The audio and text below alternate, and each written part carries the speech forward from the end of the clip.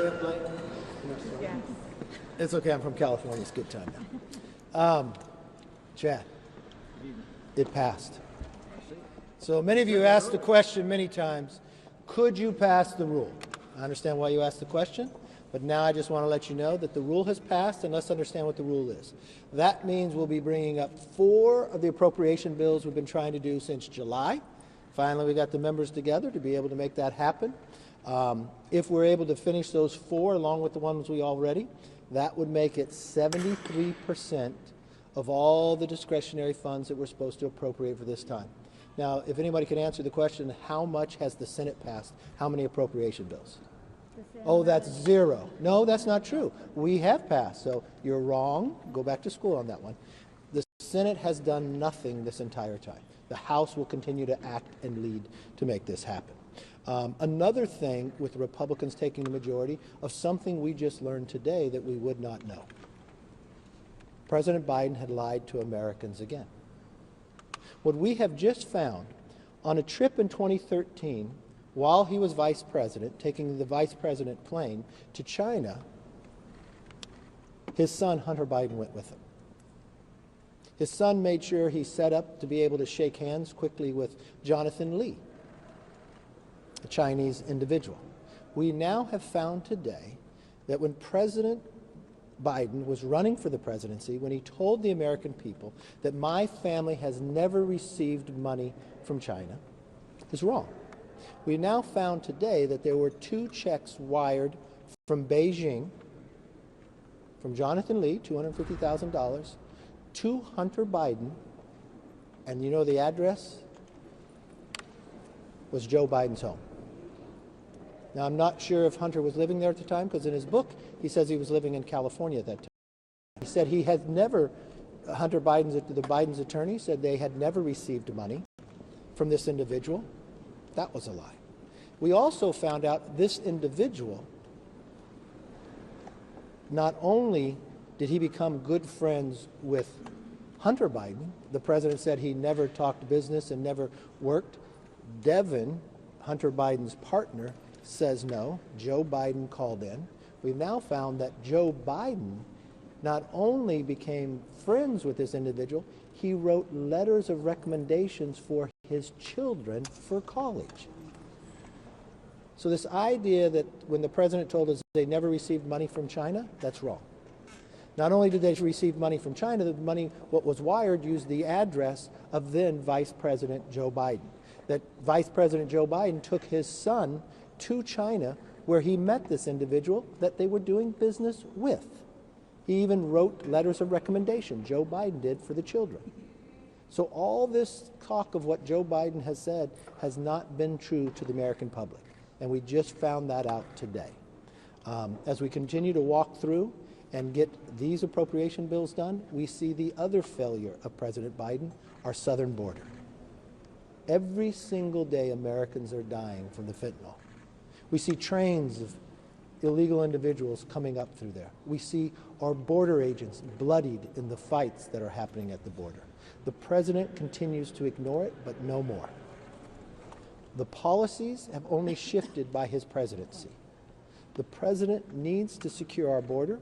We will move a continuing resolution, bring a rule to the floor to secure our border and keep government open. Why are we doing this?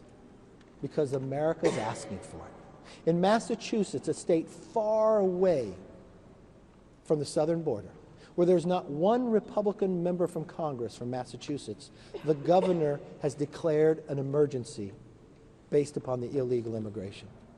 The governor of New York tells those who are coming to go somewhere else. The mayor of New York City says it's destroying his city. El Paso mayor says it's about to cripple them. These are Democratic leaders that are calling out for this president to do something.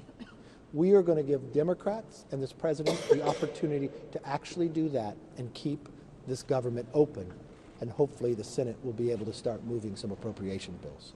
With that, let me introduce the Congresswoman from New York who can explain to you the #1 issue in New York that the mayor and the governor talks about is the illegal immigration that's coming into their city. Congresswoman Malliotakis. Thank you. Thank you, Speaker. This morning, our city put out an advisory that the people of the city of New York should carry around Narcan with them. That's how bad the fentanyl crisis has gotten. Recommending the citizens of New York walk around with Narcan. We had a 1-year-old baby die last week at a daycare center where there was a drug ring in the basement of that facility. Between the bail law of New York that allows drug traffickers and drug dealers back onto our streets and the open border, this is the crisis that we're seeing, unprecedented. In addition to that, our mayor has already said that this crisis will destroy New York City. He is well on his way to bankrupting New York City by saying New Yorkers have to pay to provide the housing and every other service for citizens of other countries. Today in court, and I'm part of a lawsuit, the judge in the New York Supreme Court actually struck that down and said that there is no precedent for that. There is no law that says that the mayor needs to provide this housing.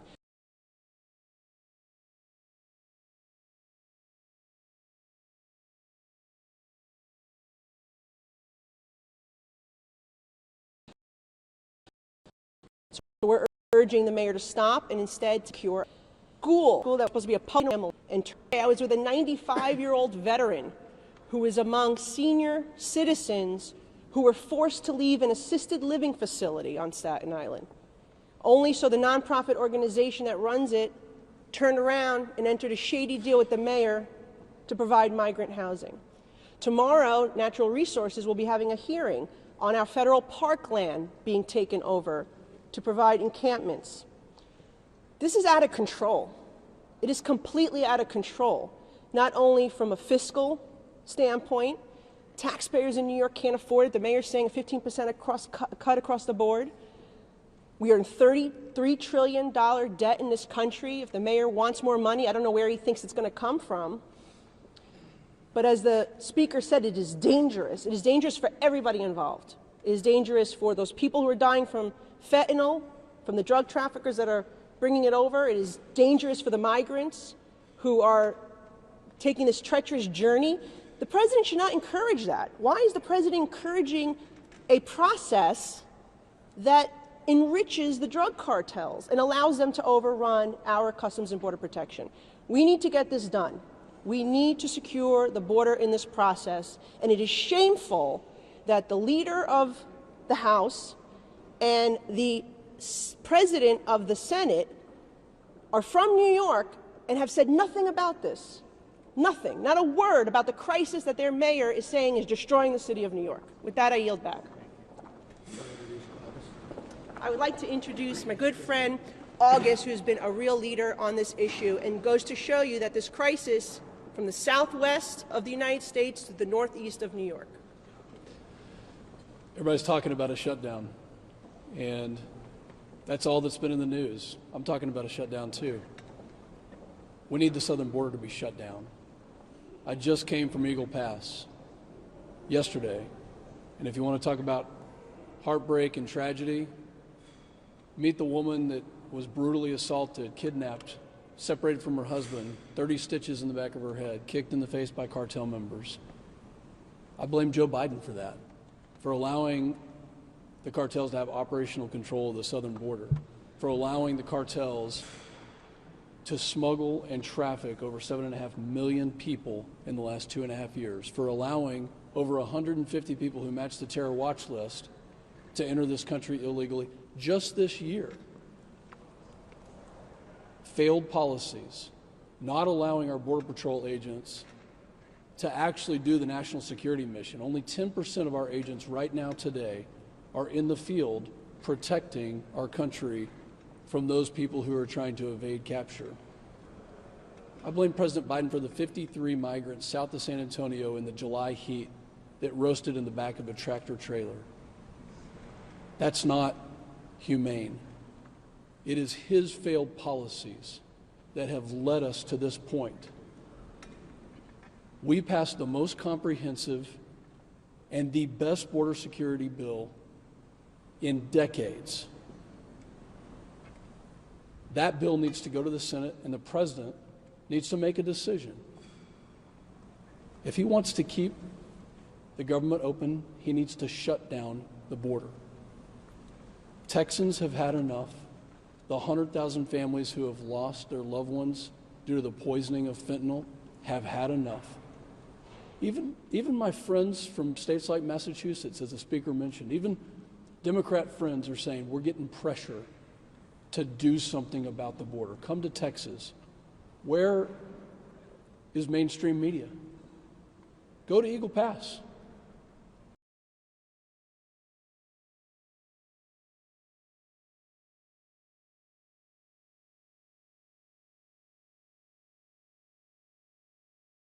Go that I met. Her story. Go and lady who was telling me what her story was. We have complete chaos there, and it is completely avoidable.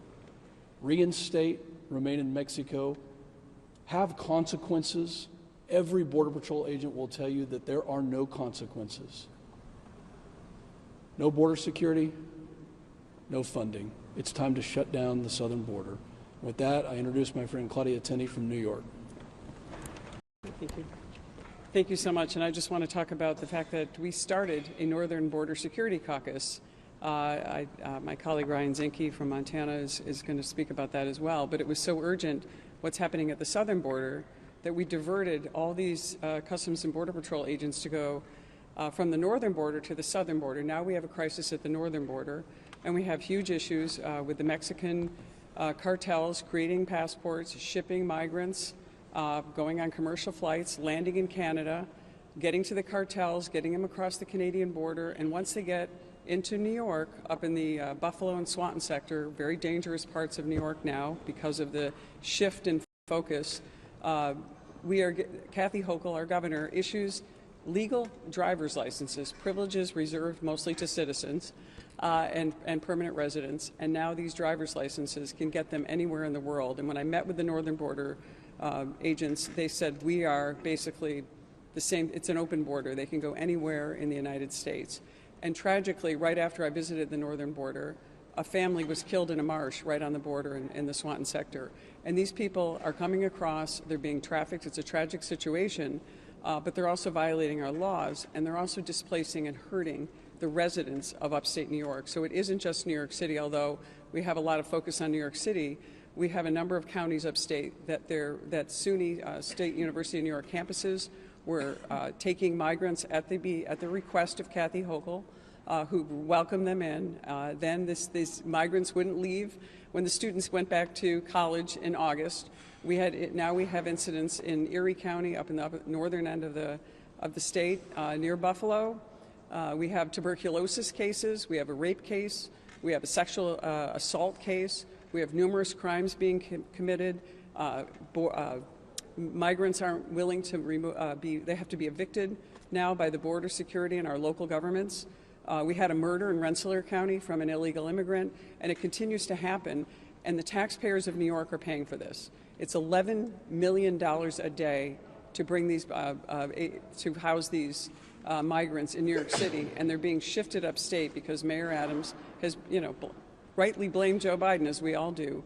But Kathy Hochul has been an accomplice on this. She has been part of not standing up to President Biden, and incredibly, she came to Washington to see President Biden to talk about this issue, and he didn't have time for her. She finally got to catch him at a fundraiser in New York City recently, but there's still no solutions, and still, our speaker, as my colleague from Staten Island mentioned, our speaker from New York City has our majority leader, from the state of New York, who travels around the state proudly with his sign that says, "Come meet Chuck Schumer," hasn't spoken with our residents of upstate New York, among the most beleaguered taxpayers in the nation, who are coming up with the money to house these migrants at their own expense. And so that's why we formed the Northern Border Security Caucus. The northern border states, it's a very long border now because we need, and it is time to close the border.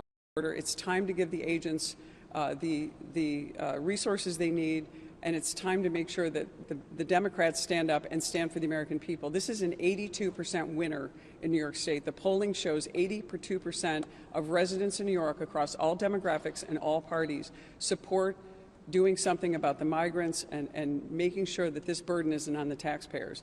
And we've been fighting for this for a long time, and now the taxpayers are speaking out. In my district, which is not Erie County, I kudos to my local governments. They have stood up and done emergency orders and have refused to take the migrants in spite of Kathy Hochul's order and our governor, and the problems have been alleviated to some extent. And this is a real problem that we've got to resolve. And we are standing strong on this. It must be passed. I know everyone's talking about shutdowns, but this border issue is the issue of the day, important issue. It's undermining the wealth, and I talk about relative wealth of our senior citizens, our taxpayers who are dependent on whether it's their Social Security or their small 401ks or pensions.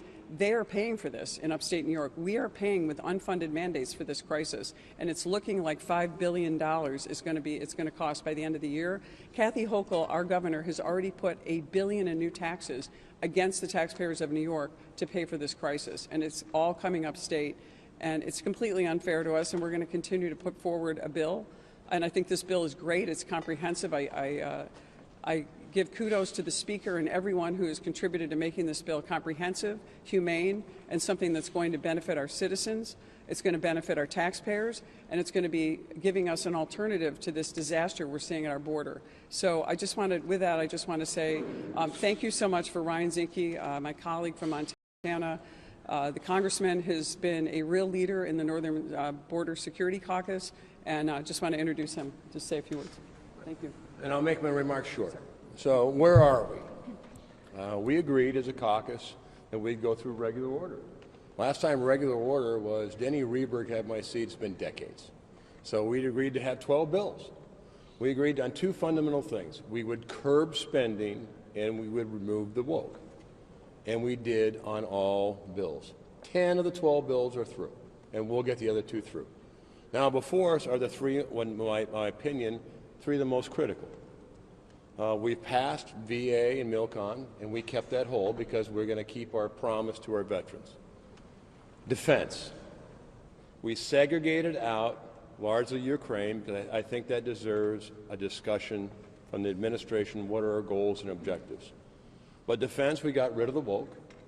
And look, I don't think the government and our military should be paying for sex change operations and hormone therapy for new recruits.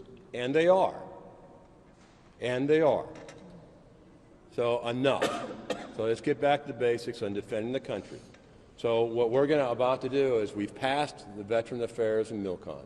We will pass defense to defend our country, and we will pass security, Homeland Security. And Ukraine, a lot of people don't see Ukraine. A lot of Americans don't know where Ukraine on a map. You ask a lot of Americans, where's Nebraska? It's one of the square states out there, right? Well, you ask them where the Dunbar is, where's Crimea? A lot of people don't know. They don't know. So, but our border, they do know, because we see it in every city. And that's not just on the northern border, the southern border. We see it in Billings, Montana, as we do in New York. We see the problem with not having a border. And what the border security does is, people ask me, what does it look like? Well, it looks about 32 feet tall and about 1,000 miles long. And it empowers Patrol and ISIS to do their job. It gives more sophistication on the border. But our Border Patrol and agents, they need some help on rules of engagement. So it does that. So the critical things before us as a country and a Congress is, look, you see the problems we have. You see the votes. But surely this caucus and America will stand behind, let's secure our border, let's defend our country, and let's honor our veterans. And if we can get that far, we're in a little trench warfare, we'll admit it, but even a couple yards is a long ways in trench warfare. So I'm an optimist that we'll get through that, and I thanks the Speaker's leadership on it. The other thing, from a secretary, I got to tell you, I was secretary during the last shutdown. And I can tell you, a secretary has a lot of latitude on what we deem critical and essential. When I was secretary, I didn't shut down the parks. I didn't shut down inspections on our oil rigs. I didn't shut down transportation. I didn't shut down permits. But you know, when a shutdown becomes political, you can do a lot of harm as a secretary to the innocent. For instance, what happens to our military when they don't get paid? You know, as a commander, is that most of our military operates under the poverty line. For a lot of junior enlisted, they get about $10 an hour, which equates to 40 hours of work week. And I can tell you, when you're deployment, you do a lot more than 40 hours. So when you threaten the pay of a petty officer or a corporal, what does that mean? It means probably not going to make a car payment, probably going to miss rent, young families starting, diapers, groceries. We get it, right? So what I don't want to do is I don't want to put in jeopardy the people that are serving this country over a political argument. So, you know, I'm an optimist. We have great leadership, but I think America also knows that we want to do the right thing. We said when we come in office, we'd do two things. We'd curb the spending and we'd remove the woke. And we did. And I think everyone agrees the right thing to do is pass the appropriation bills and then move to the Senate to negotiate them and come and do our job as a Congress. So with that, thank you. It's going to be a long night for everybody. God bless, and Mr. Speaker, I yield back. Thank you. One thing we have found is we want to make sure government stays open as we do our work. We're going to be here working late tonight. The Senate has not passed anything yet, but it really comes down to the President. He has people across this nation, from Massachusetts, New York, any place, calling on him to secure our border, which we want the President. The only reason the border is not secure today is based upon his own personal policies. He can change that overnight. We're asking the President to do just that. Yes, sir. When do you plan on putting a CR on the floor? We've got these 4 bills coming up, so this will take us to Thursday, probably on Friday. We'll be able to do it. Yeah. Mr. Speaker, We'll hold it to it. Yes. can you please comment on the CR that the Senate leaders just rolled out this afternoon? You know, I don't see. Have they passed that? They just unveiled it. All right. Ask me when they They pass had the them. first procedural vote, though, and it passed with widespread bipartisan All right. support. So let me know. Mr. Speaker, as said, there's 77 members, bipartisan, voted over there on the motion to proceed. Is there some sort of a disconnect between you and Mitch McConnell on this? Obviously, he sees this differently. He said as much on the floor, which is very different from what you're I would saying see tonight. something much different if they want to put and focus on Ukraine and not focus on the southern border. I think their priorities are backwards. Mr. Speaker, we all have heard you say, and we know what the Senate has and has not done.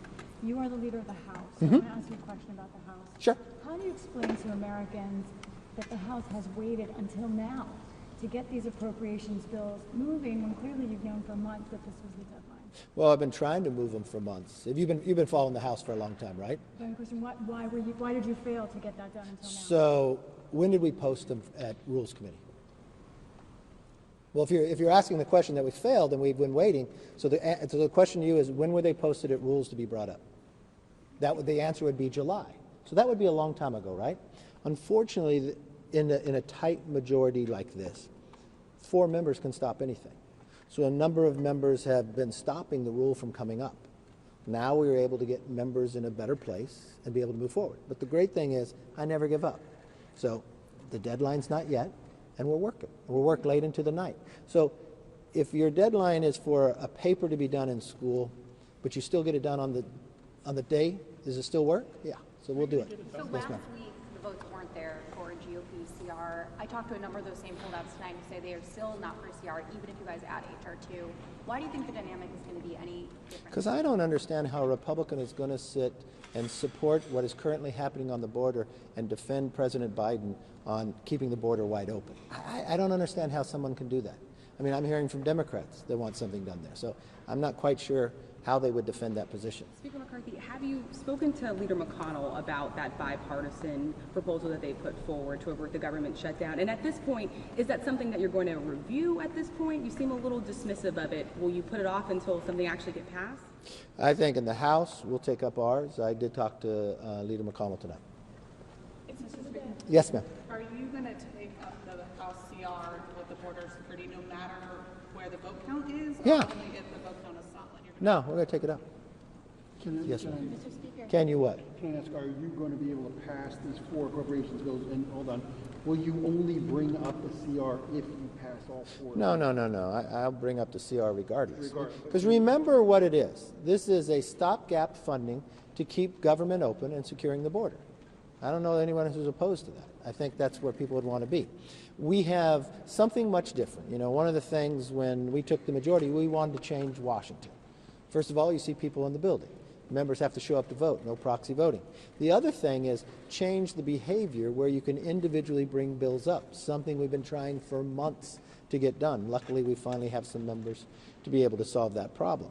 The other thing that we found is we allow amendments, right? So we have hundreds of amendments to take up in these bills. So members on both sides of the aisle can bring up ideas. So we'll see as we go through that to make sure if bills change that we can be able to pass them. Can you pass these 4 bills, do you think? I think we're going to work very hard, and I think we're going to get them passed, yes. Thank you. I'll come back to you. A few CR proposals have been floated last week on the House GOP side. Could you give a bit more details about where yours include, like a top line, for example? Okay, go look at the rules that we posted, and you'll find out the one we did. Yes. But just a similar question: will it be a lower spending level or a CR to extend the current spending levels? No, it'll be a lower level. Would it be that 1.471 trillion? Yes. Yeah. Yes, ma'am.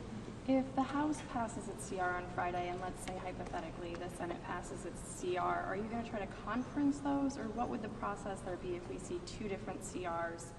Well, we're both separate bodies, and that's normally how we deal with it. We go to conference, just like we would do as we pass our appropriation bills, and if the Senate eventually passes theirs, we'd go to conference.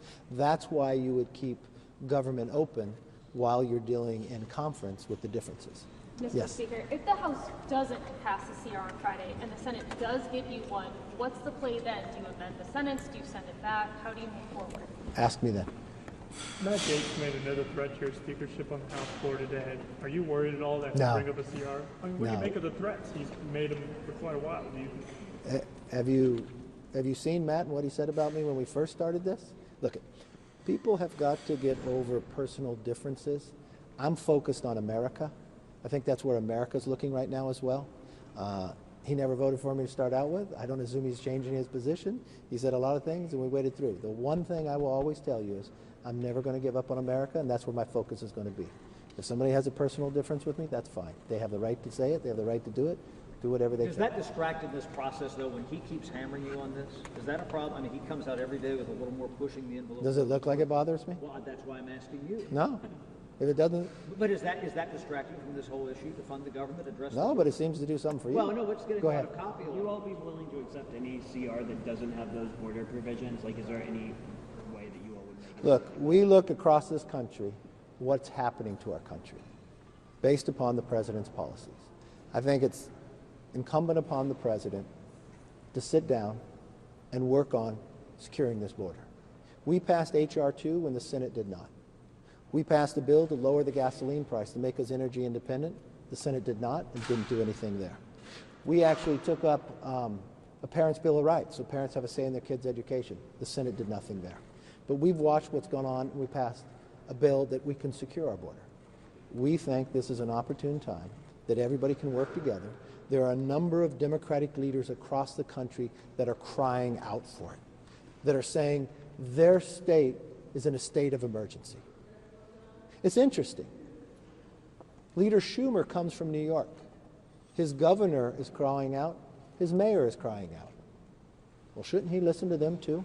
I think that would be important. How likely is it? Yes, sir. About 10 years ago, around the same time, people were preparing for a shutdown caused by the House Republicans over repealing the Parliament. In about 16 days, nothing much came out of it aside from the Murray Ryan deal. Why would a shutdown over border security be any different? Because you don't have to repeal anything. These are simply the president's policies. And you've got now the #1 killer of Americans between the ages of 18 and 45. 300 Americans will be poisoned and died today. That's the equivalent of an airliner crashing. So I think that would make a difference. I've watched millions of people now come across this border. I've watched states say it's a state of emergency. I think that matters. If the president doesn't think that matters, I think that's a difference of opinion. But I think the rest of America believes it matters.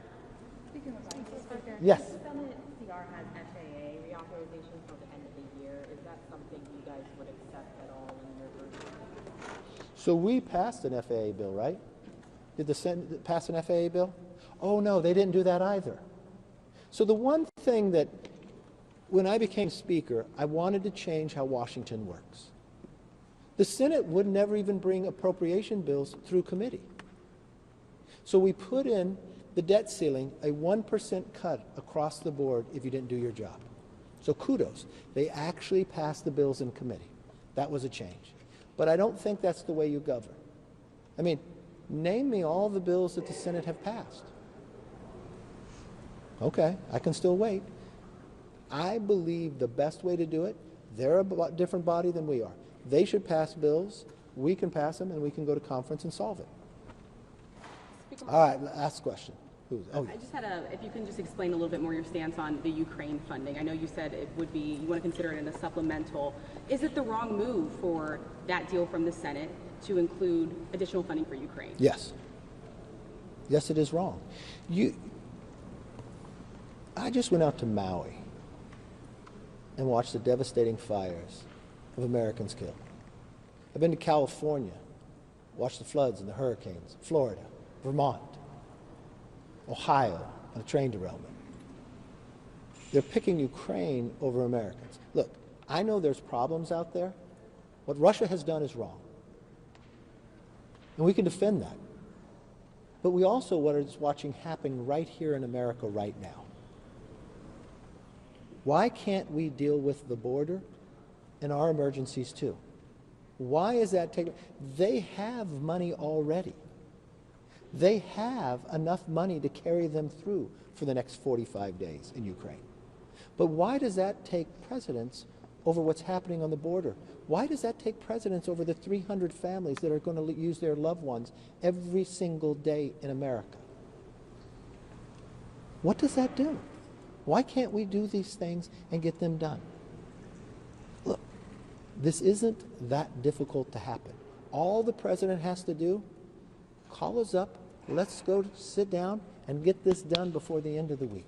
He's changed this by a simple stroke of his own words of how this border is happening. He can change it back, just like the Democratic governor of New York, the Democratic governor of Massachusetts, the Democratic governor of New Jersey, the Democratic mayor of New York, the Democrat mayor of El Paso is crying out for him to do. So don't take it from my words. Take it from the millions of people across America that are asking something to happen. I want to keep the government open. I want to do the job. I know we're going to have to give the Senate more time. They haven't passed FAA. They haven't passed a border security bill. They haven't passed an appropriation bill yet. Are they still here by chance? Oh, okay then. I rest my case. Thank you all. Thank you.